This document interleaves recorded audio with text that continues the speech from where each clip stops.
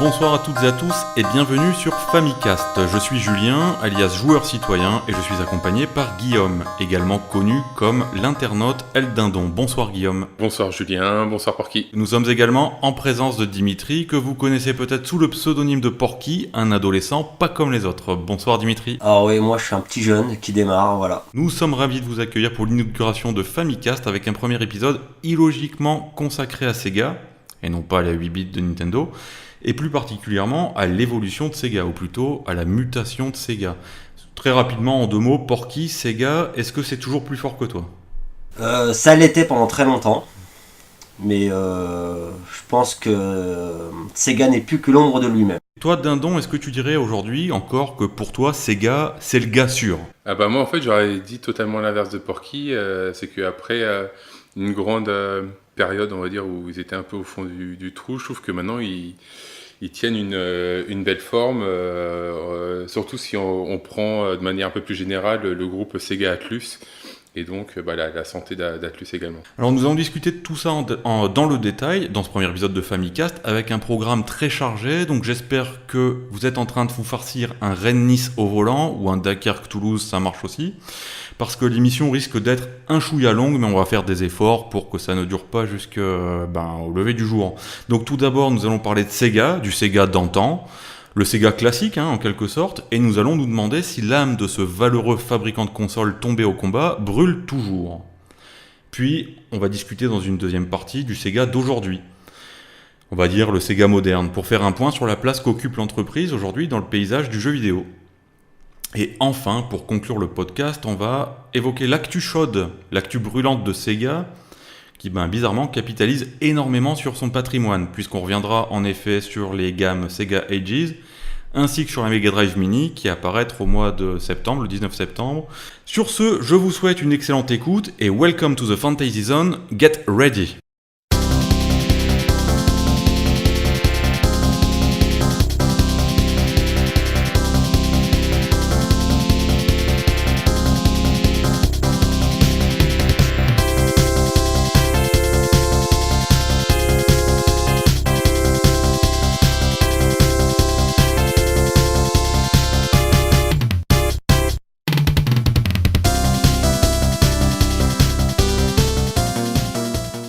On débute les réjouissances avec un sujet tragique, ce qui nous permet d'évacuer rapidement les traumatismes d'il y a 20 ans. Le Sega d'antan est-il mort ? Alors vous le savez, en 2001, Sega jette l'éponge et ne commercialisera plus jamais, en tout cas jusqu'à maintenant, de hardware de salon. Je dis bien de salon car sur le créneau de l'arcade, Sega continuera de sortir du matos, mais c'est une autre histoire et c'est finalement plus confidentiel. On va d'abord faire un petit tour d'horizon pour nous demander si les franchises historiques de Sega ont survécu à l'échec de la Dreamcast. Que reste-t-il de Sega et de ses licences historiques aujourd'hui? Qu'est-ce que tu en penses, Dindon ? À l'heure actuelle, en fait, je regardais un petit peu les licences qui avaient fait les belles heures de Sega à l'époque de la Mega Drive et même de la Dreamcast. Il reste pas grand-chose, mine de rien. Il reste Sonic, bon évidemment, ce qui est comme la mascotte de la société. Après, à part ça, là, d'instinct, là, j'ai pas grand-chose qui sort. Le seul exemple un peu que j'ai, c'est Sakura Tyson qui va faire son comeback normalement l'année prochaine avec un nouvel opus canonique donc sur PS4. Mais après, des licences anciennes qui continuent à être exploitées, et je parle hors compilation ou console mini ou autre, j'en vois pas trop. Je pense qu'il y a vraiment une rupture entre l'ancien Sega et le Sega moderne en termes de licences porteuses. Qu'est-ce que t'en penses, toi, Porky ? Je suis relativement d'accord avec Dindon. C'est vrai que tu regardes les licences d'aujourd'hui, hormis Sonic, il n'y a plus grand-chose du passé, quoi. Il y a 10 ans, ils avaient quand même retenté une sortie de Knights. Ils avaient ressorti 2-3 jeux comme ça de leur catalogue, mais ça prenait pas. Le public était pas au rendez-vous. Et je crois que ça les incite pas plus que ça à relancer leur franchise. Il y a un élément qui est assez marquant, mine de rien, c'est il y a des anciennes licences qui ressortent de Sega. Par exemple, il y a Panzer Dragoon qui a été sorti notamment à l'E3. Il y a Wonder Boy aussi qui a eu droit à un remake et une suite officieuse. Mais en fait, quand on regarde, c'est pas Sega qui s'en occupe, c'est des studios tiers qui en fait récupèrent la licence et un peu la bénédiction de Sega. Mais Sega en fait n'y touche pas du tout, quoi. Donc les licences en fait, il y a des sociétés tierces qui les récupèrent pour les exploiter, mais Sega en tant que tel en fait ils veulent pas y toucher, quoi. Bah, c'est un petit peu le cas de Shenmue 3 et également de Rez Infinite, hein, qui est pas non plus. Enfin, Sega n'est pas du tout crédité dans le jeu. Ouais, bah c'est Shenmue 3, ils ont juste essayé l'autorisation d'utiliser la licence. Ils ont sorti les 1 et 2 en remaster histoire de se faire un petit chèque tranquille et basta, quoi. En ce qui me concerne, j'ai justement l'impression que les franchises historiques, hein, comme ça, de Sega, je dis bien historiques, hein, j'insiste là-dessus parce que c'est pas forcément le cas des franchises les plus récentes, j'ai l'impression qu'on peut vraiment les ranger en deux catégories. Il y a d'un côté le cimetière des éléphants, avec des franchises, des marques extrêmement fortes qui sont mortes. Puis il y a les anciens combattants, c'est-à-dire que tu as un petit peu des estropiés qui reviennent de temps en temps, mais pas toujours dans un bel état, quoi. Ils ont pas toujours Parfois ils ont une sale gueule. Excusez-moi l'expression. Je dis ça parce que d'un côté, tu as des franchises qui étaient juteuses dans les années 80-90, et là je regardais un petit peu les dernières dates de sortie de certaines séries, et ben par exemple tu prends Virtua Tennis, c'était quand même une licence assez prometteuse, hein, surtout qu'il y avait ils avaient pratiquement la voie libre sur le créneau. Bon, bah depuis 2011, rien. Golden Axe depuis 2008. Ça fait quand même bientôt 11 ans. Knights 2007, comme disait Porky. Outrun 2006. Des séries qui sont vraiment l'ADN de Sega, comme Space Harrier, plus rien depuis 2000 avec Planet Harrier, ce qui a même pas été porté sur console. Hang-On 95, Fantasy Zone 92, etc., etc. Bon, sans parler des exemples comme Shining Force 3, parce que c'est un petit peu délicat Shining, puisqu'il y a encore des séries, mais Shining Force 3 depuis 98, enfin plus de Shining Force. Puis tous les comebacks, hein, Altered Beast, Golden Axe, Shinobi, mais ces comebacks, je sais pas, vous allez me dire ce que vous en pensez, moi j'ai l'impression qu'ils ont été souvent développés avec des budgets de Simple Series de D3 Publisher. Je veux dire, par exemple les Altered Beast et Golden Axe, ça correspond grosso modo à l'époque où les boîtes japonaises, c'était un petit peu the dark age of the gaming. Mais quand tu regardes, c'est vrai que toutes leurs ressorties, on va parler de la génération HD, hein, PS3, 360, oui. Toutes les propositions qu'ils ont lancées, ça correspondait justement à cette période-là. Peut-être que leur jeu n'était finalement pas si profond que ça à l'époque. Moi, je pense que les jeux que Sega avait fait à une époque, ils étaient adaptés parfaitement à un temps et que avec le passage à la 3D, je pense qu'il y a comme pas mal de studios japonais, mine de rien, le passage a été compliqué et ils ont dû renouveler totalement leur licence pour s'adapter au monde. Et je pense que le passage a été plutôt bien fait. On voit qu'il y a des grosses licences qui maintenant, comme les Yakuza, se sont pleinement intégrées, sont à mon sens un peu le porte-drapeau du Sega de 2010. Mais en contrepartie, voilà, les anciennes licences sont restées dans des compilations ou dans des jeux qu'on sort un petit peu vite fait, histoire de jouer sur la fibre nostalgique. Et ça va pas plus loin. J'ai aussi une hypothèse qui pourrait expliquer un petit peu ce passage à vide qu'a eu Sega, mais alors là, c'est de la pure spéculation, on n'était pas dans les développements, donc on peut pas s'imaginer ce qui s'est passé, mais est-ce que ça s'expliquerait pas aussi par la fuite des gros cerveaux de Sega? Et ça nous amène à la question suivante. Yu Suzuki, Mizuguchi, Yuji Naka, les frères Takahashi, pourquoi ils ne travaillent plus pour Sega aujourd'hui? Et est-ce que leur départ, ça n'a pas impacté Sega? Il a fallu renouveler des effectifs, des studios, etc.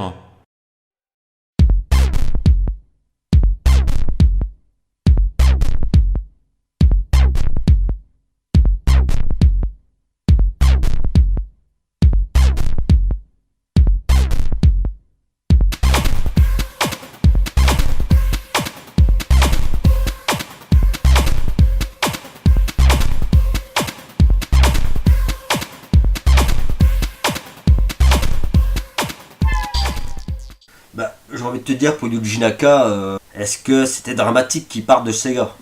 Yuji Naka, je pense que c'est surtout parce qu'il développait plus en tant que tel qu'il s'est barré et qu'il avait fait une interview, je sais plus pour quel, je sais plus si c'était Kotaku ou quel site, en fait, il avait dit, en gros, il était devenu producteur, donc en gros, il coordonne, il supervise un peu le tout, mais il met plus les mains dans le cambouis.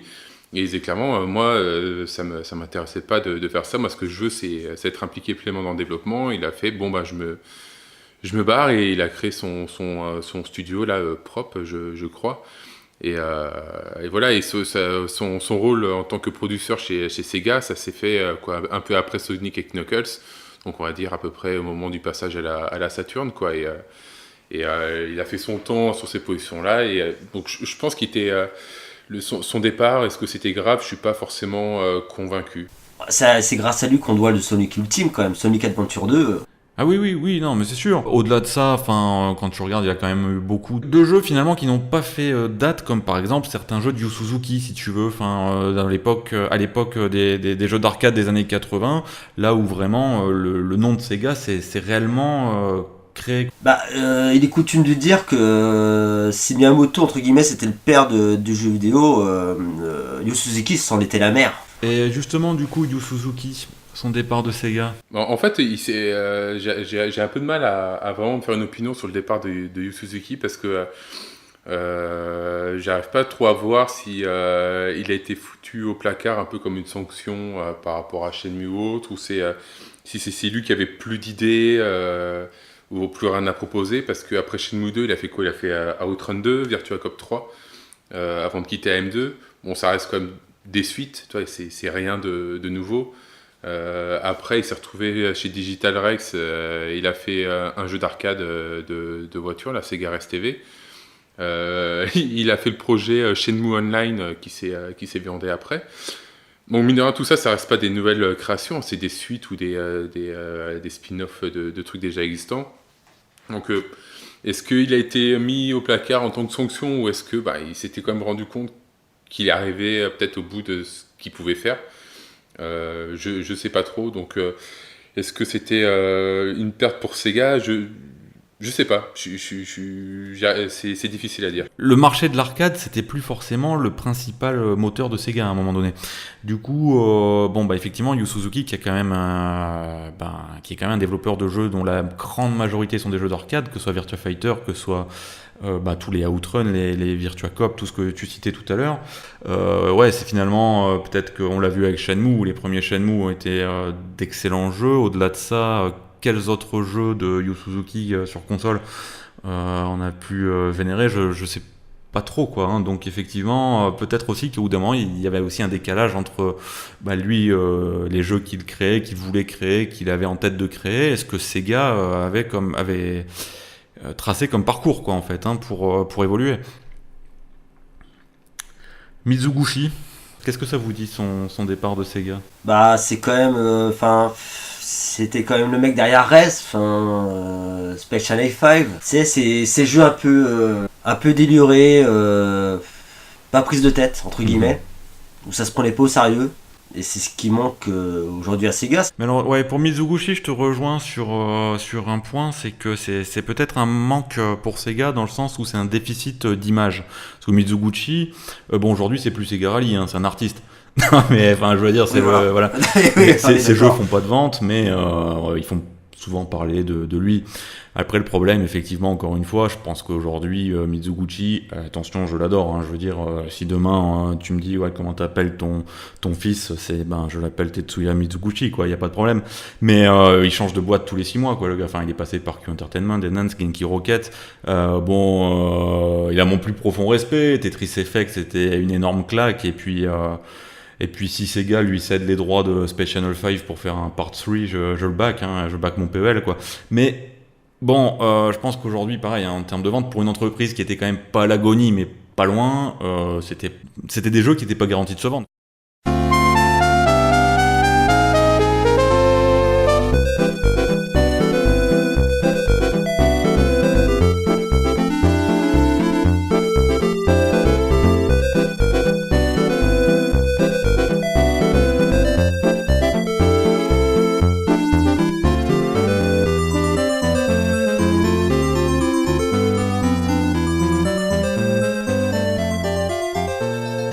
Passe aux frangins Takahashi, Hiroyuki et Shugo, qui avaient peut-être anticipé les restructurations, puisqu'ils s'étaient séparés, entre guillemets séparés de Sega en 95.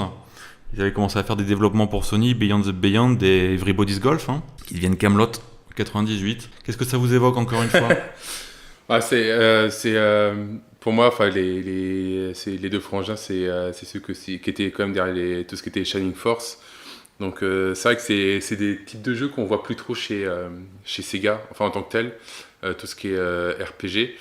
Après le rachat d'Atlus au début des années 2010, mine de rien, a permis de récupérer tout ce pan de gameplay que Sega avait plus forcément en interne, avec tous les RPG d'Atlus et les Persona, mais c'est aussi par exemple d'autres jeux comme Radiant Historia qu'on peut avoir sur 3DS. Donc ils ont enfin, je pense, récupéré un petit peu tout un pan qu'ils avaient perdu, je pense, à une époque. Mais et donc ouais, ça a pu faire un manque pendant longtemps. Après voilà, Sega aussi, c'est quand même par rapport à d'autres studios japonais assez fortement internationalisé. Ce qui fait qu'ils n'avaient peut-être pas forcément envie de sortir des JRPG, comment dire, qui sont quand même des jeux de niche pour la plupart. Et par exemple, plus se consacrer à des jeux comme par exemple un Total War ou des Football Manager. Ça a pu être un manque aussi parce que finalement ils ont pas fait beaucoup de RPG avec leur partenariat avec Nintendo, mais beaucoup de jeux de sport. Et Sega quand même s'intéresse beaucoup aux jeux de sport, hein. D'ailleurs c'est pas pour rien qu'ils aujourd'hui qu'ils éditent Football Manager. Notamment des jeux de golf, hein, Camelot a sorti beaucoup de jeux de golf, que ce soit du coup pour Sony, que ce soit pour le compte de Nintendo. Pour Capcom, il y avait We Love Golf, ils voulaient aussi faire I Love Golf pour PC, ça a été... c'est pas négligeable, hein, c'est quand même des jeux qui, mine de rien, ne demandent pas forcément un budget d'un budget de JRPG et qui quand même sur le long terme sont souvent assez vendeurs, surtout avec la licence Mario en l'occurrence. Ça aurait pu être avec la licence Sonic et ça aurait pu très bien marcher aussi. D'ailleurs Sonic, on va peut-être en parler parce que c'est vraiment un cas d'école intéressant chez Sega, vu que c'est une franchise qui fait sortir le meilleur et le pire de Sega à chaque fois. Donc on va essayer de comprendre, on va essayer d'en discuter. Pourquoi est-il si difficile de faire un épisode correct aujourd'hui de Sonic the Hedgehog? Moi je pense tout simplement que Sonic c'est fait pour être en 2D et pas en 3D, et que à part 2-3 coups de bol par-ci par-là, les Sonic 3D sont... si tu prends le nombre de jeux Sonic 3D et tu fais le ratio par rapport au bon Sonic 3D, tu arrives à un ratio qui est totalement pété. Sonic, quand tu prends les jeux de base, donc on va dire ceux sur Mega Drive ou Master System, qui étaient bons aussi, l'idée c'est que voilà, tu peux aller tout droit et en gros tu peux, tout du moins dans les premiers niveaux, mais mine de rien, il y a beaucoup de joueurs casual, ils font un niveau, 2 niveaux, 3 niveaux et après ils vont pas plus loin quand ça devient complexe. Ils tracent tout droit, ils sautent, tu rebondis et comme le truc est bien foutu, généralement tu vas rebondir sur un ennemi, sur un truc et tu vas arriver au bout en ayant foncé à toute vitesse. Ça en met plein la vue, c'était coloré, c'était sorti pendant l'été 91, si je ne me trompe pas. Donc ça, voilà, ça collait parfaitement à une époque où en plus Mario était un peu, un peu ringard. Voilà, c'était le gros bonhomme à la moustache. En face, tu avais le Sonic qui était à la cool, ça allait vite, ça speedait. Et voilà, c'était parfait pour son époque. Et à partir du moment où tu mets de la 3D, en fait... à partir du moment où tu es à la 3D, tu es obligé de choisir des directions, mine de rien, et pas que devant, derrière, mais tu peux aller à droite, à gauche, même en hauteur, sauter. Et c'est pas forcément fait pour ça, tu perds forcément en vélocité, tu perds en impact. Et je pense que c'est ça le gros problème, c'est que faut vraiment avoir un talent fou pour réussir à faire un très bon Sonic, ce que visiblement la majorité des gens n'ont pas, quoi.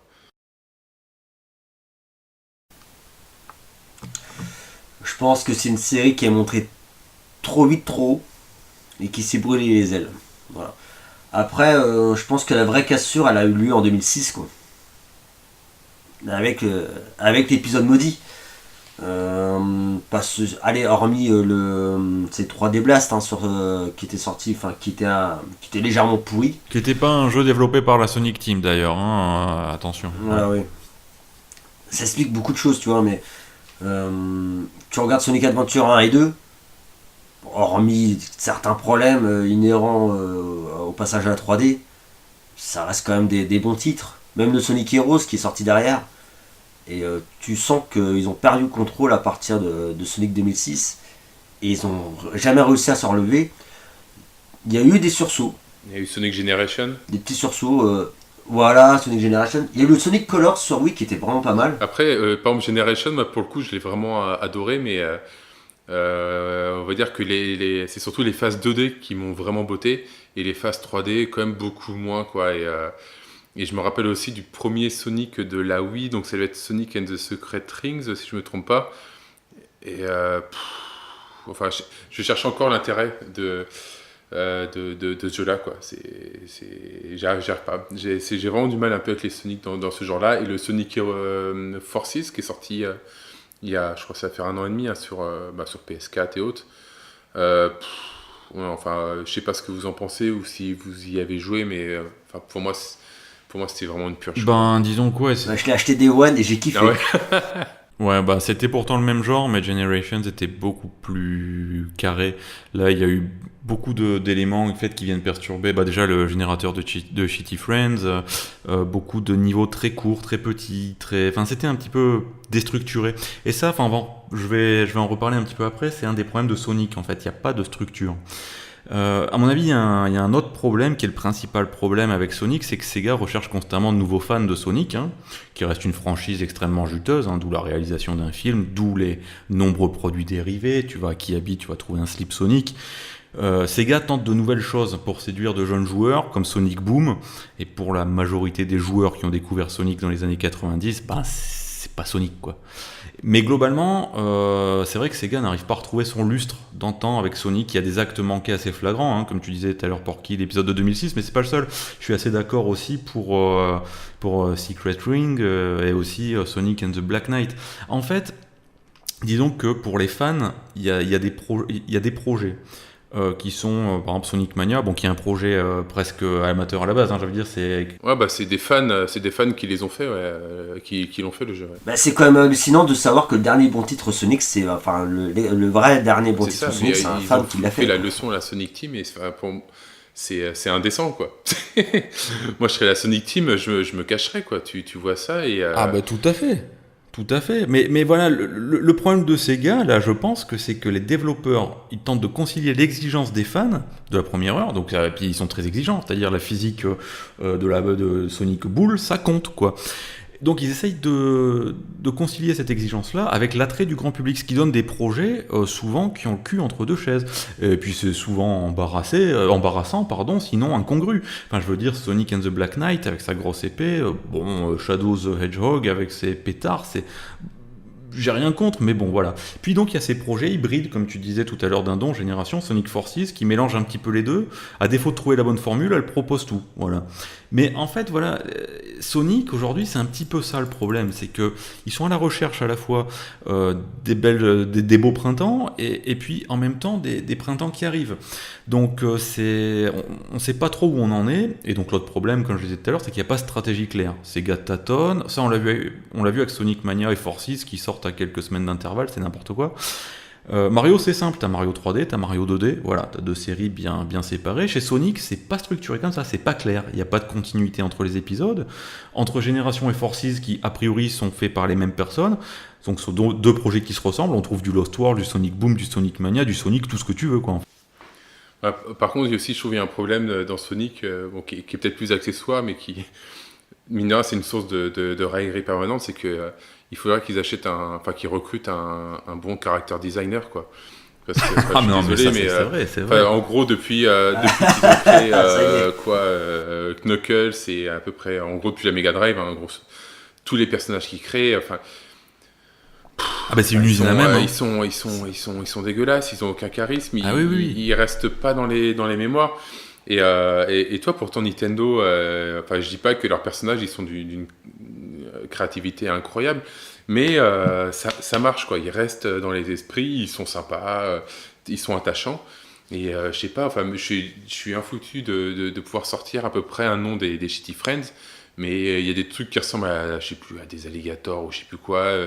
Soit t'as l'impression de voir des variantes de Sonic, tout ça, Hector le je sais pas quoi là. Enfin, je sais pas, au niveau du character design, il est totalement pété, et mine de rien, ça joue énormément, parce que c'est les personnages qui font que tu t'attaches à une licence aussi. Sonic, il n'y a que 3-4 personnages dont on se rappelle, et basta, quoi. C'est ça le problème. Ouais, Knuckles et Tails, quoi. Ouais, c'est Big ça. the Cat. Ouais, Big the Cat pour les séquences de pêche, évidemment. Ouais, et Amy, quoi, allez, hop. Mais du coup, effectivement, toutes ces difficultés, ça fait que Sonic, c'est une licence un petit peu particulière, mais c'est pas la seule qui existe chez Sega. Et du coup, si ça vous convient, on va maintenant faire le tour du Sega moderne, du Sega d'aujourd'hui, le Sega d'après la fin de la Dreamcast.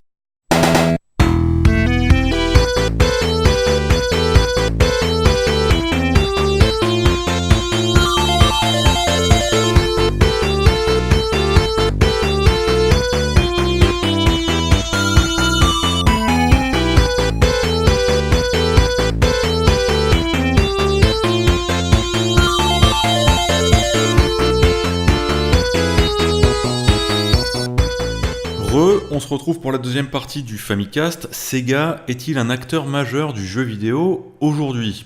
Donc Sega est mort, vive Sega. Nous allons nous attarder sur le Sega post-Dreamcast qui a fusionné avec Sammy en 2004, qui a d'ailleurs encore récemment en 2015 connu de profondes restructurations, qui a également acheté Atlus.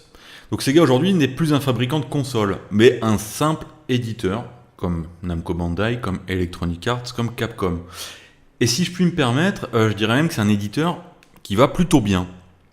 Alors, avant d'entrer dans le vif du sujet, je voulais vous parler d'un classement que Metacritic publie. C'est le classement des éditeurs par moyenne de notes depuis 9 ans. Donc en fait, Metacritic prend tous les jeux qu'un éditeur a sortis sur une année, fait une moyenne et peut classer comme ça les éditeurs par ce biais-là.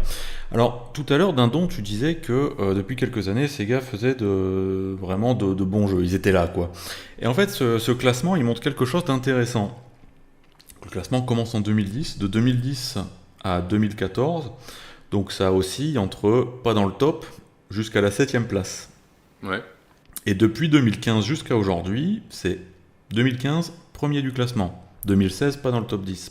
2017, troisième du classement. 2018, deuxième du classement. Donc c'est-à-dire que si par les ventes, Sega n'est pas forcément l'éditeur qui se vend le plus, par la critique, par les reviews, par les notes, etc., c'est un éditeur qui est très présent. En fait, c'est un éditeur qui a finalement réussi à un peu retourner la situation parce que ça n'allait pas si bien que ça. Et là, les jeux sont considérés comme bons, voire très bons, voire indispensables.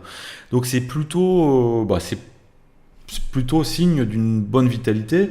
Ça veut pas dire qu'il joue les tout premiers rôles au niveau des chiffres d'affaires, mais voilà, c'est quelque chose qui est important pour les joueurs. Qu'est-ce que vous en pensez ? J'ai envie de te dire merci Yakuza, puis merci Atlus pour Persona. Hein. Je vois pas... après, t'as Football Manager qui Il y a sont Total War plutôt aussi, pas mal. pour rester sur les jeux de PC. Total War, ouais, voilà. En 2014, t'avais eu... par Creative Assembly, justement, t'avais le Alien Isolation qui était vraiment excellent.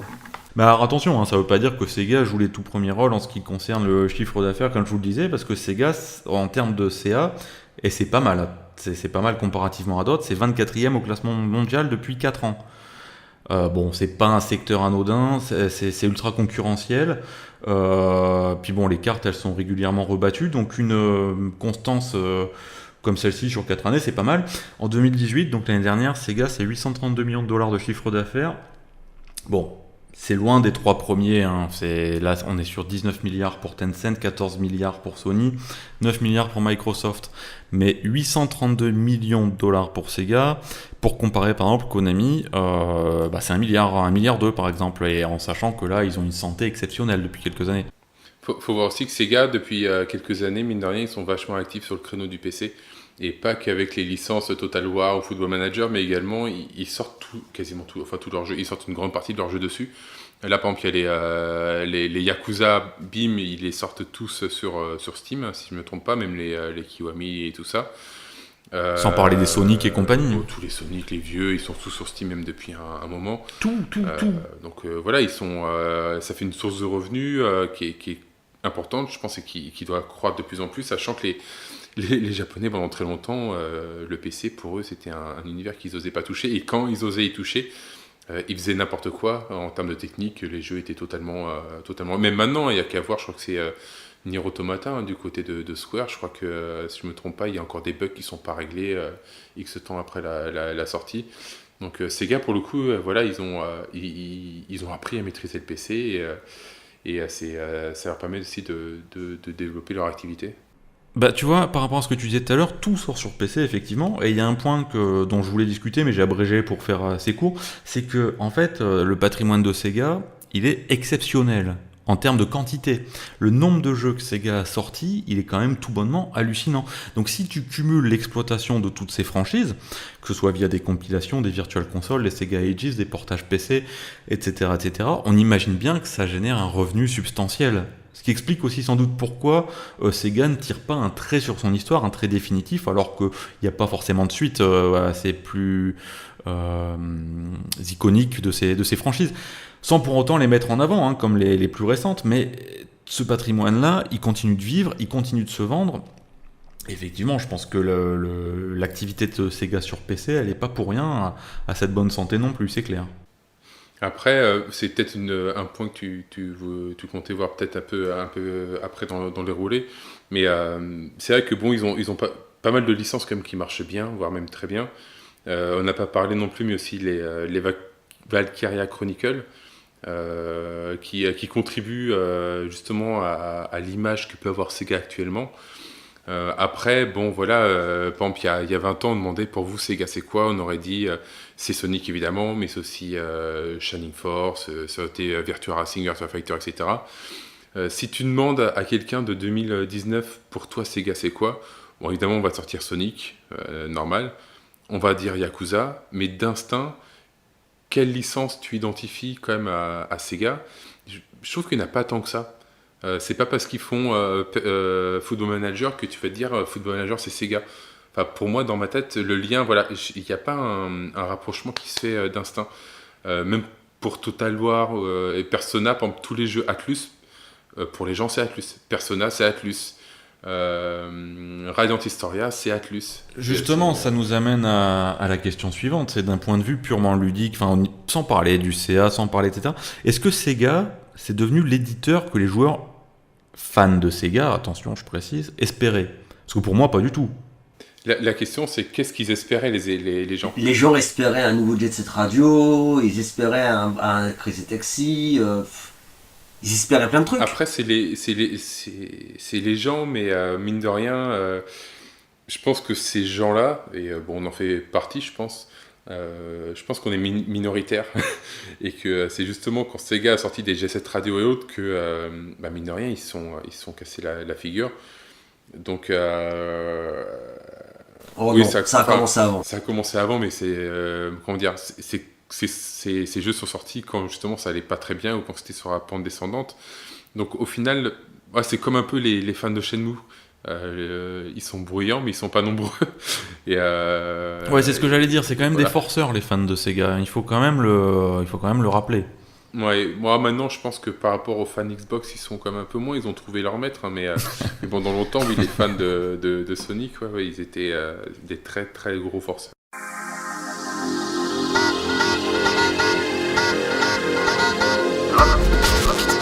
The future. The future. Look to the future. Shape the future. Look to the future. Shape the future. Look to the future. Shape the future. Look to the shape to the shape. No, you're gonna dig Mais il y a this. un parallèle, hein, puisque moi, quand Sega s'est cassé la figure, j'ai longtemps cru que la relève, ce serait justement la Xbox, avec Gun Valkyrie, avec Horta, avec Jet Set Radio Future, avec Crazy Taxi 3, Shenmue 2 bien évidemment, mais toutes ces franchises ont laissé petit à petit leur place à d'autres jeux, développés ou édités seulement par Sega. Et ça, c'est sans doute la conséquence aussi de nombreuses restructurations, hein, qui ont permis de sauver l'entreprise, hein, parce que, bon, comme tu le dis, les fans, etc., ça reste une minorité. Et puis aujourd'hui, il y a quand même quelque chose, c'est que le jeu vidéo, il a pas mal changé. Comme tu l'as dit tout à l'heure, je pense qu'aujourd'hui, c'est quand même impossible d'avoir 10 AAA en chantier dans une année, parce que les budgets pour un jeu ne sont plus les mêmes. Donc si les franchises Sega sont réduites à très peu de séries, moi, je pense qu'il n'y a rien qui n'indique que ce ne serait pas arrivé si les consoles Sega existaient toujours. Tu vois ce que je veux dire? Mais c'est vrai aussi, comme tu le disais, c'est que Sega c'est quand même énormément diversifié, avec très nombreuses filiales, donc Sports Interactive, avec Relic, avec Catlus, notamment, qui permettent de pénétrer des marchés différents. Mais comme tu le disais tout à l'heure, oui, effectivement, est-ce que Sega... En fait, Sega tel qu'on l'a connu, il n'existe plus, quoi. Oui, il y a un ancien. La grande majorité de ses acteurs n'y travaillent plus. Là, il y a eu la fusion avec Sammy. Enfin, il s'est passé beaucoup de choses.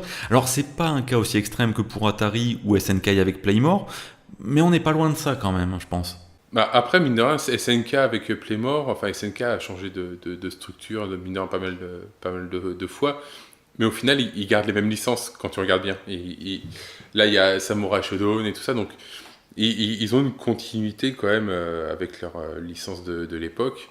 Même si en personne, bon, j'imagine que les gens se sont barrés, même si de mémoire, je crois il y en a qui sont revenus justement pour le Samurai Shodown. Nintendo, bon voilà, évidemment le staff change, mais il reste quand même des personnes voilà, emblématiques qui sont encore là depuis le départ quasiment. Là pour Sega, j'ai l'impression qu'il y a eu vraiment un grand renouvellement. Comme on disait un peu au tout début, tous les grands noms sont partis. Ce qui fait que maintenant chez Sega, à part en gros c'est quoi, c'est Nagoshi, enfin ceux qui sont à la tête du studio Yakuza, j'ai un peu de mal à sortir d'autres noms d'instinct. Alors du coup, parmi les séries propres à Sega, aujourd'hui, selon vous, quelles sont les franchises qui construisent l'identité de la marque justement ? Bah, j'ai envie de te dire les mêmes qu'on a cités pour te dire c'est quoi Sega aujourd'hui. Moi, si on prend Sega, mais en mettant de côté Atlus, hein, si on prend vraiment, en gros, le Sega, comment dire, filière historique, moi je mets Sonic, évidemment, je mets Yakuza et, par exemple, comment ça s'appelle, Judgment qui va sortir. Et c'est à peu près tout. Mais là, je parle vraiment en termes d'image, je parle pas en qualité de jeu ou autre. Il y a quand même une licence de chez Sega, enfin avec laquelle travaille Sega, c'est la licence Jeux Olympiques. Il y a eu plusieurs jeux qui étaient des séries de mini-jeux qui étaient vraiment des jeux Olympiques. Puis bon, bien évidemment, il y a les Mario et Sonic. Ça, c'est quand même un carton plein. Ouais, mais ça reste réservé plus à des joueurs casual plutôt qu'à des hardcore gamers. Enfin, tu retires pas ça de Sega en priorité. Enfin, Non, mais alors là-dessus, je suis d'accord avec vous, notamment sur Yakuza. Yakuza, je crois, enfin, je vais pas en dire du mal forcément parce que je suis fan, mais bon, je pense que même cette série, cette dernière série, là, elle est devenue carrément plus que la vitrine. Alors déjà, c'est la vitrine parce qu'il y a d'énormes budgets, un casting 3 étoiles, on va pas se voiler la face. Mais là, petit à petit, avec le temps, elle devient un format. Enfin, je vais m'expliquer, c'est un genre à part entière qu'on peut adapter à volonté. Je sais pas ce que vous en pensez, mais j'ai l'impression que Yakuza, ça devient une sorte de mousseau. Au-delà de ces jeux, on a des spin-offs comme Ryuga Gotoku Kenzan et Ishin, qui sont les Yakuza du passé. Il y a le Yakuza Dead Souls. Il y a aussi Fist of the North Star Lost Paradise, qui est un jeu sous licence Hokuto no Ken, et puis la Judgment dont tu parlais tout à l'heure. Alors moi, je serais pas étonné que dans quelques années, on voit un Yakuza Dragon Quest ou un Yakuza Gundam, par exemple, ou d'autres séries issues du patrimoine de Sega, hein. Si c'est mieux traité que le Yakuza Cross Hokuto no Ken, pourquoi pas, hein, mais honnêtement, là je l'ai fait, hein, je l'ai terminé, le Hokuto ga Gotoku. Bon, ça reste sympa, mais bon, dans l'absolu, c'était une petite purge sympathique, quoi. Donc,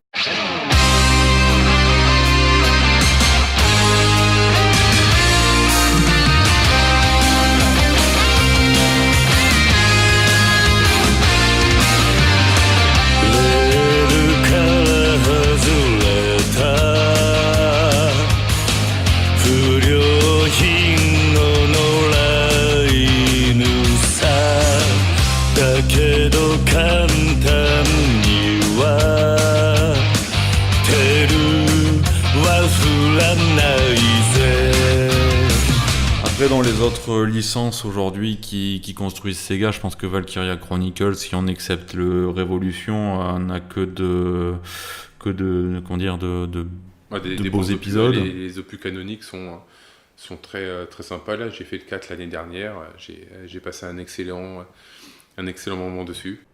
Et puis évidemment Football Manager Total War, hein, même si c'est pas exactement Sega, c'est quand même, par exemple là dans la stratégie de Microsoft pour le Game Pass PC, c'est les deux fers de lance, quoi. Enfin, on est... Ouais, mais j'ai du mal à associer ces jeux à Sega. Pour moi, ça construit pas vraiment leur image. Football Manager, moi j'y jouais déjà il y a 20 ans quasiment, et c'était pas du tout Sega. C'était pas Sega, c'était l'entraîneur. Mais pour autant, c'est un petit peu pareil pour Persona, hein. Aujourd'hui, Persona, c'est quand même peut-être une de ses licences les plus fortes. Sans parler des Trian Odyssey ou de Megaten, hein. Vraiment, Persona, c'est quand même c'est quand même une pépite, hein, d'avoir ça pour Sega. Et pour l'instant, on l'associe pas à Sega. Est-ce qu'on le fera dans quelques années? Tu prends la boîte du jeu, c'est marqué Atlus.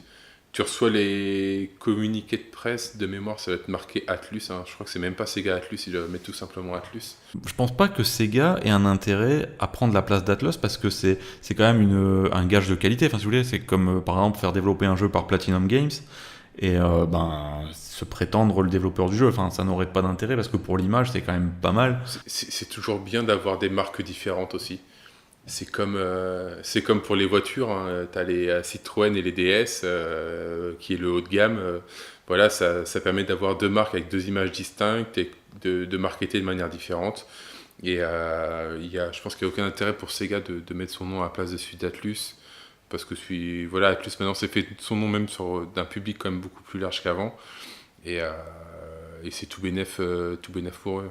Bon, et pourtant, assez bizarrement, avec toutes ces nouvelles licences qui construisent la marque d'aujourd'hui, Sega va lancer la Mega Drive Mini, se relance dans les Sega Ages. Donc, ce que je vous propose de faire, c'est qu'après cette interlude musicale, on se retrouve pour évoquer la tentative de conciliation entre le Sega classique et le Sega moderne. Une allégorie du Japon, en quelque sorte, entre tradition et modernité.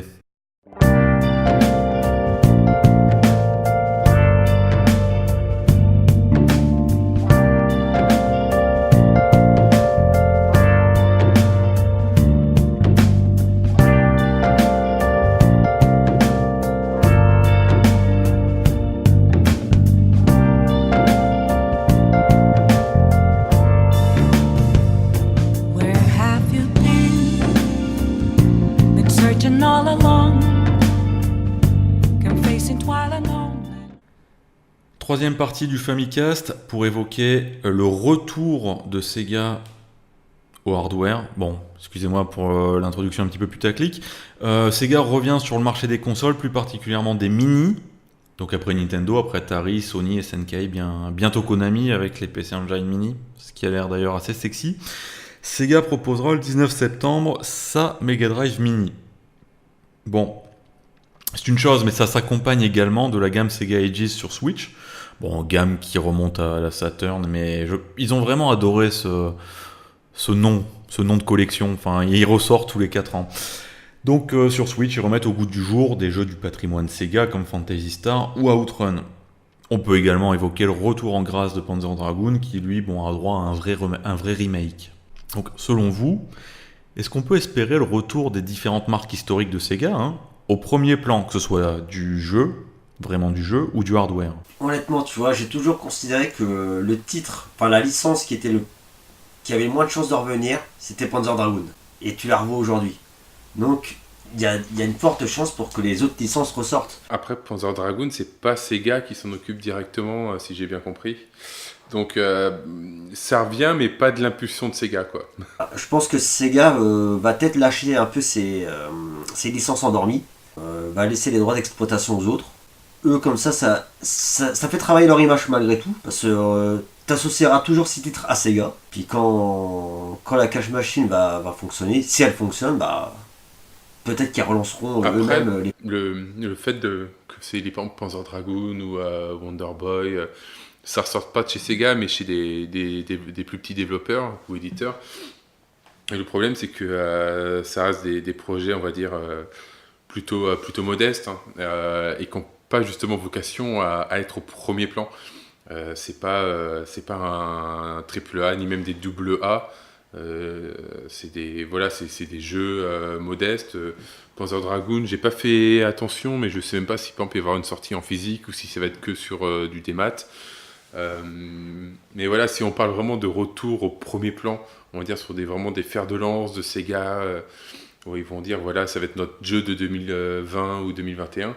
Je suis pas convaincu. Après que que des développeurs externes récupèrent le droit d'utiliser ces licences et en faire des projets, on va dire, un peu plus modeste. Ça, je pense, parce qu'il y a toute la vague de la nostalgie qui marche.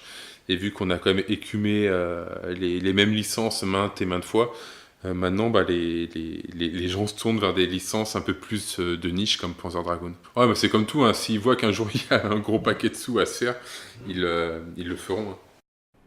Mais alors justement pour la gamme Sega Ages, il y a justement peut-être pas un gros paquet de sous à se faire parce que j'en ai bien peur, mais les ventes ont été décevantes, surtout au Japon où on était à moitié moins par rapport à ce qui était prévu et par rapport au portage 3DS qui avait déjà eu lieu, notamment d'Outrun, etc. Mais alors après voilà, la question elle se pose néanmoins. Par exemple pour Phantasy Star, c'est quand même un jeu qui est un peu vieillot. Il existe une version PSG, Phantasy Star Generation, pour le 1 et le 2, qui sont quand même assez sexy. Hein. Pourquoi pas sortir cette version-là? Bon, parce que ça n'a pas été officiellement traduit, etc. Je peux bien le comprendre. Mais du coup, c'est vrai que peut-être que pour relancer des franchises, des marques, peut-être des fois pas partir sur un truc aussi route. D'autant plus que les choix de certains jeux de la gamme interrogent. Enfin, moi je veux dire, Shinobi, Outrun, ça c'est des jeux vus et revus, comme tu le dis. Maintenant, les gens vont se tourner peut-être vers quelque chose de plus de niche. Encore que Herzog Zwei, Gain Ground, là je pense pas que ce soit les crayons les mieux taillés de la boîte, quoi. Là, il serait peut-être temps de redonner leur chance à des Shining Force 3, Burning Rangers, House of the Dead, qui se prêtent parfaitement au Joy-Con.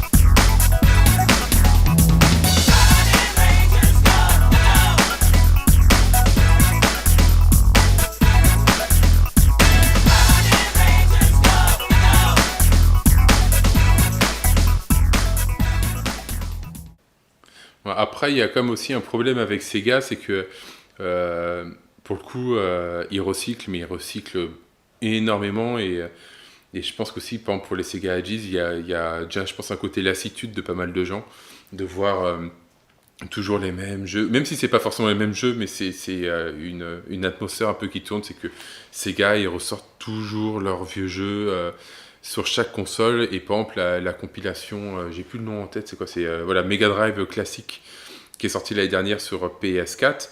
En fait, il y avait une compilation Sega Mega Drive bidule qui était sortie sur PS3 et également sur PS2. Et à chaque fois, tu as 1, 2 ou 3 jeux qui changent à chaque fois. Alors si en plus tu rajoutes les Sega Ages, tu rajoutes la Mega Drive Mini, tu rajoutes les trucs qui sortent des fois un peu au cas par cas sur console portable, de moment, tu fais stop, quoi. Moi j'ai l'exemple en tête, c'est que t'as tous les épisodes canoniques de Sonic sur 360. Sans compter que du coup t'as la collection à côté, à la fin t'es gavé. T'es gavé de voir constamment depuis comme disait Dindon, depuis la PS2, t'as toujours les mêmes ressorties.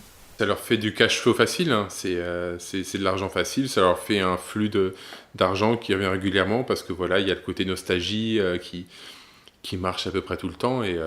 Et bon, là, mine de rien, la Mega Drive Mini, j'ai pas la liste forcément devant les yeux si j'ai la liste là, mais j'ai pas la liste des jeux inclus dans la compilation Mega Drive classique devant les yeux. Mais je pense qu'il va y avoir les 2 tiers ou les 3 quarts des jeux qui aura dans la Mega Drive Mini, qui avait déjà dans la compilation. Et moi, pour moi, j'ai la compilation, je me dis, la Mega Drive Mini, dans l'absolu, elle a aucun intérêt, sauf le côté objet, quoi. Surtout que la compilation en question, elle offre quand même des options intéressantes.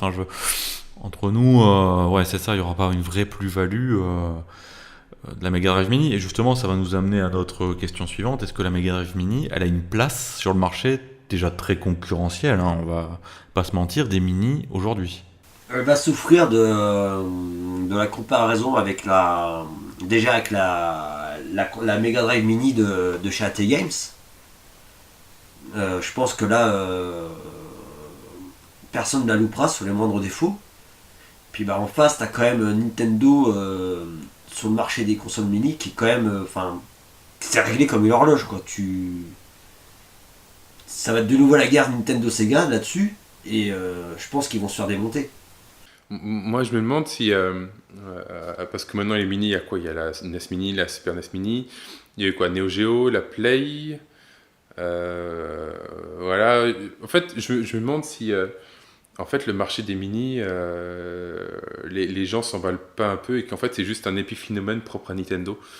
Parce que Nintendo, c'est quand même une marque particulière sur laquelle marche énormément la nostalgie. Parce que tu as des mascottes populaires pour X raisons. La PlayStation, pourtant, elle a cartonné en son temps, ça a percé toute une génération. Il y a des jeux qui ont marqué une époque. Finalement, ça fait un flop incroyable.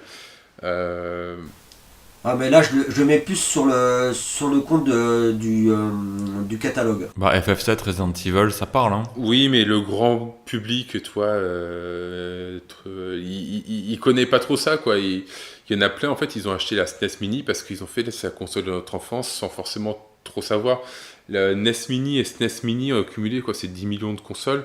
Je pense qu'il y a quand même une partie, je sais pas combien, mais non négligeable qui doit être du grand public, qui lit pas forcément la presse spécialisée, qui a vu ça, qui a fait ouais, c'est super, cadeau de Noël, hop, on prend. Et en plus, la PS classique est sortie vers Noël, ça aurait pu très bien marcher. Et finalement, non. Donc, ouais, je me demande si c'est pas un créneau particulier à Nintendo. Après, voilà, Sega, là, c'est une Mega Drive, c'est la 16 bits. Bon, c'est à peu près les mêmes créneaux que la Super NES. Ça peut toucher un public à peu près similaire, donc je lui mettrai pas le même destin que la PS classique. Mais j'ai la liste voilà, des jeux de la Mega Drive Mini devant les yeux. Je suis pas convaincu qu'un Echo le Dauphin, bon si à la limite, mais quoi, un Toei Jam, Probotector, Landstalker, ça parle à des joueurs de niche, quoi, mais des jeux vraiment grand public. Dans la liste, j'en vois très très peu à part les Sonic, alors que quand tu prends la Super NES Mini, t'as déjà au moins un tiers des jeux, c'est des Mario, t'as Mario Kart, Mario World, Mario Bidule, et ça, que tu sois pas forcément un gros gamer, ça te parle et t'y as... Je vais vous raconter une anecdote à ce propos. Une anecdote qui abonde dans ton sens. C'est que j'ai mon beau-père qui était un fan de la Mega Drive, enfin... un fan de la Mega Drive parce que c'était la console qu'il avait eue quand il était plus jeune. Et pour son anniversaire, à l'époque, sur 360, je lui avais acheté la collection Mega Drive. Mais il connaissait aucun jeu de la collection, c'est aussi simple que ça. Donc en fait, il m'a parlé des jeux de sport d'Electronic Arts, de jeux de Formule 1, de trucs comme ça. Et l'intégralité des jeux, les Bonanza Bros et compagnie, ça ne lui parlait absolument pas. Mais pas du tout. Pour autant, je pense quand même que c'est une console qui mérite d'exister. En tout cas, la Mega Drive. Alors moi, effectivement, je vais vous dire, la Dreamcast Mini, j'achète. Mais la Mega Drive Mini, ce sera à mon avis le seul smart move à faire pour Sega, parce que finalement, c'est la seule console qui ait vraiment existé de Sega. En tout cas, qui ait fait vraiment, qui ait pris des parts de marché aussi importantes à ses concurrents. Aux USA par exemple, c'est la seule console de Sega, quoi. C'est aussi simple que ça. Le Master System, ça n'existait pas. La suite, on sait de toute façon partout dans le monde. Mais c'est à se demander des fois si Sega, c'est pas l'histoire d'un accident, hein. Peut-être la Mega Drive, mais bon, après on va pas réécrire l'histoire. Mais cela dit, effectivement, comme tu l'as dit tout à l'heure, je pense que la Mega Drive Mini, elle va souffrir des Mega Drive collections sur 360, Play 4, PC, etc. On en a eu je sais pas combien. Je pense que là, elle va être surtout intéressante en tant qu'objet, plus que pour la ludothèque, même si sur la ludothèque, ils ont mis le paquet, hein, je le reconnais. Ouais, ils ont mis le paquet, ouais. Mais vu la tête de la ludothèque, ça parle pas à un très grand public, parce que c'est quand même, pour la plupart des licences qui sont mortes désormais, alors que la NES ou la Super NES Mini, c'était pour beaucoup des licences qui vivaient encore. Et donc ça touchait un public entre guillemets de gamers. Et donc les gamers vont regarder les avis de la presse spécialisée pour voir si le matos tient la route. Si les retours sont bons, que matos tient la route, l'émulation est bonne et tout ça, je pense qu'elle peut avoir sa petite vie. Sega se fera des sous et tout se passera bien. Par contre, si le matos marche pas, les gamers vont passer à côté parce que ils vont pas avoir envie de se faire berner. Mais c'est pas le grand public qui sauvera les ventes. Donc j'espère vraiment qu'ils ont à assurer niveau tech, parce que je pense que c'est sur ce point-là très clairement qu'ils vont être attendus, quoi. Après, comme disait JC tout à l'heure, c'est vrai que hormis la Mega Drive, t'as rien d'autre, quoi, qui puisse fédérer le grand public autour de cette console, d'une console mini de chez Sega. Euh, je pense que au fond de nous, on espérait tous voir une Saturn Mini ou une Dreamcast Mini, mais soyons honnêtes, ça risque surtout pas pour la d'arriver. Saturn, les jeux ne ressortent même pas dans les gammes Sega Ages et compagnie. Là, on est vraiment. Ben oui, c'est ça le pire. Enfin, pourtant, c'est quand même une console qui est loin d'être dégueulasse. C'est après, ça reste l'un des plus gros échecs de Sega. Bon, ils ont peut-être pas envie de capitaliser dessus aussi. Enfin, et puis bon, de toute façon, ça parle à personne. Enfin, c'est des jeux que plus personne n'a envie de voir. Après, je parle pas des gamers. Enfin, nous, on est une catégorie de joueurs qui restons quand même pas majoritaires, hein, malgré tout. Voilà. Mais alors, pour revenir à la Mega Drive Mini, pour vous, quels sont les jeux qui ont vraiment écrit l'histoire de la Mega Drive? Qu'est-ce qui fait que la Mega Drive a été une console aussi adulée? Fantasy Star 2. Ouais, écoute, j'aurais bien dit les 2, 3, 4. Enfin, moi, je pensais tout de suite à Fantasy Star 4. J'ai pas évoqué le 2 parce que sinon, on va pas faire un épisode spécial Fantasy Star, quoi. Mais ouais, effectivement, Fantasy Star, ça reste des gros morceaux pour les fans de JRPG de la Mega Drive, ouais. Le jeu qui a été copié par la Final Fantasy VII. Enfin, voilà, j'en dis pas plus. Après, pour le coup, moi j'étais à l'époque, voilà, garder console, j'étais vraiment du côté Nintendo. Moi c'était l'époque Super Nintendo, ça fait que j'ai pas eu la Mega Drive, donc je voyais ça un peu de loin, donc soit par les magazines, soit en y jouant chez des potes.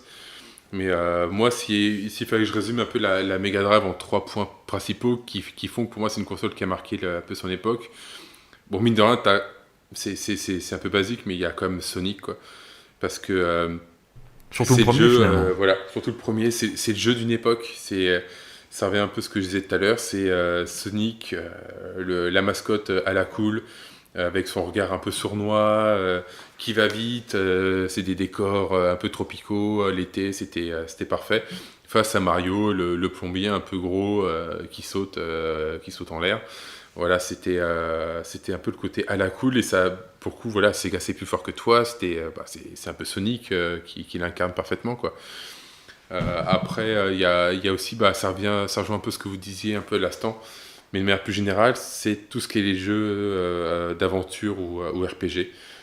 Les Shining Force, Legend of Thor, Soleil, Langrisser. Langrisser qui justement est ressorti il y a quelques mois, le remake du 1 et du 2 sur Switch. J'ai fait la démo et j'ai kiffé. Donc il faudra que je me prenne le jeu, mais en import, bon, il coûte un peu cher. Et après, aussi un point qui pour le coup, à la limite, on aurait pu parler au grand public, mais peut-être pas forcément, c'est les jeux sous licence Disney. Parce que il y a Castle of Illusion, même si pour le coup, moi, c'est comme la version Master System qui reste la supérieure version pour moi. Il y a Quackshot, il y a par exemple, il y a quoi encore, il y a Aladdin, même si, bon voilà, un supérieur Super Nintendo, l'illusion. Donc voilà, il y a tous les jeux de licence Disney qui étaient excellents aussi sur Mega Drive.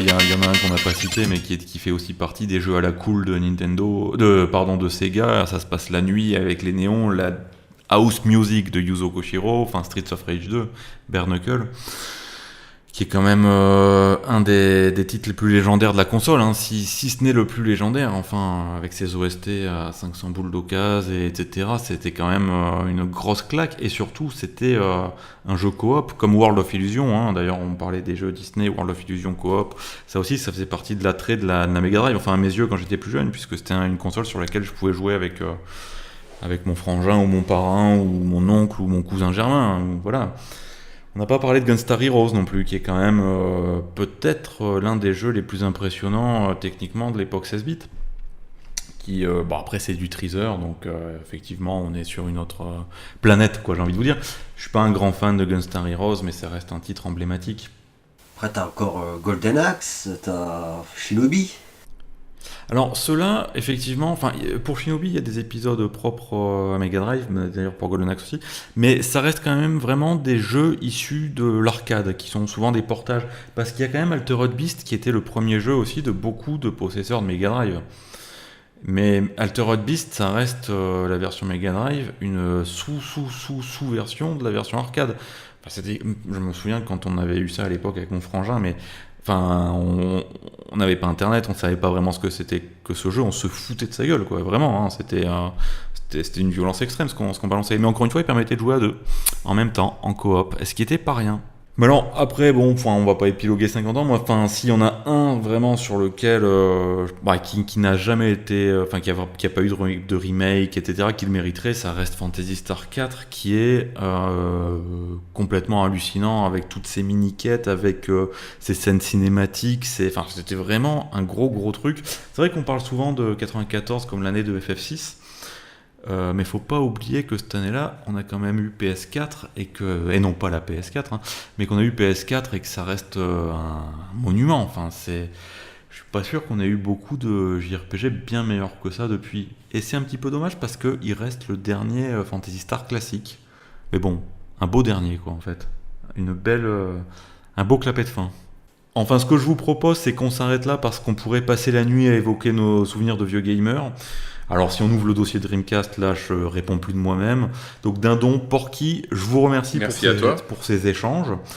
Et puis, je vais vous souhaiter une bonne nuit et surtout un grand verre d'eau pour réhydrater le gosier. Voilà. Donc on ne se donne pas encore rendez-vous, mais on le fera très bientôt pour le deuxième épisode de Famicast. On n'est pas encore au point sur les plateformes de streaming, etc. Donc je ne saurais vous dire où vous abonner. Ce que vous pouvez faire néanmoins, c'est nous suivre sur le Twitter de Famicast, qui sera mis en place très bientôt. D'ici là, n'hésitez pas non plus à parler de vos jeux Mega Drive favoris, tous ceux dont on n'a pas forcément parlé avec le hashtag Famicast, pour évoquer tous les jeux qui ont illuminé votre enfance, que ce soit Soleil, que ce soit Landstalker, que ce soit El Viento, que ce soit Thunder Force 4, il y en a tellement, c'est hallucinant. Allez, à très bientôt, ciao ciao, et n'oubliez jamais, Sega, c'est plus fort que toi.